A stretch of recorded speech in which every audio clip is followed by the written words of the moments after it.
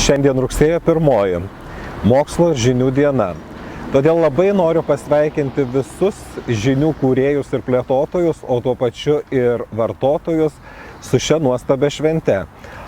Jei bent minutėj kiltų klausimas, kuriai grupiai priklausote jūs, noriu patikinti, kad žinių kūrėjais esame kiekvienas nuo pat mūsų gyvenimo pradžios, tai yra nuo pažintinių procesų.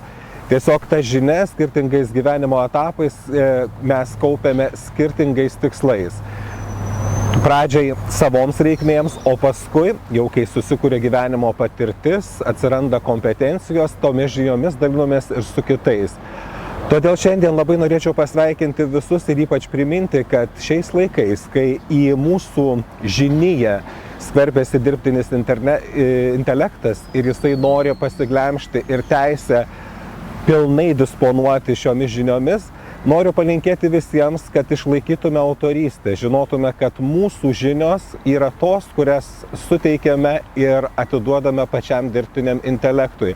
Todėl norėtųsi, kad dirbtinis intelektas išliktų mūsų įrankiu ir mūsų žinijos saugykla, o mes liktume tų žinių autoriais visam gyvenimui.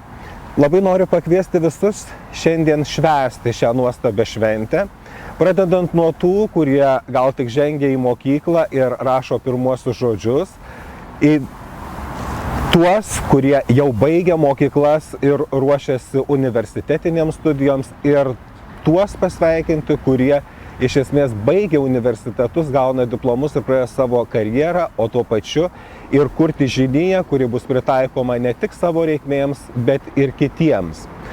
Ypač noriu pasveikinti akademinę bendruomenę ir tyrėjus, mokslininkus, kurie iš esmės atspindi ir kūrėjus, ir žinijos vartotojus. Švęskime visi ir mėgaukime žiniomis, nes žinios yra galia. Jau senovės romėnai sakė, scientia potentia est, taigi žinojimas yra galia. Mėgaukimės tomis žiniomis, netgi jeigu atsitiktų taip, kad sužinosime, jog kažko nežinome. Juk galiausiai sužinoję jau žinome.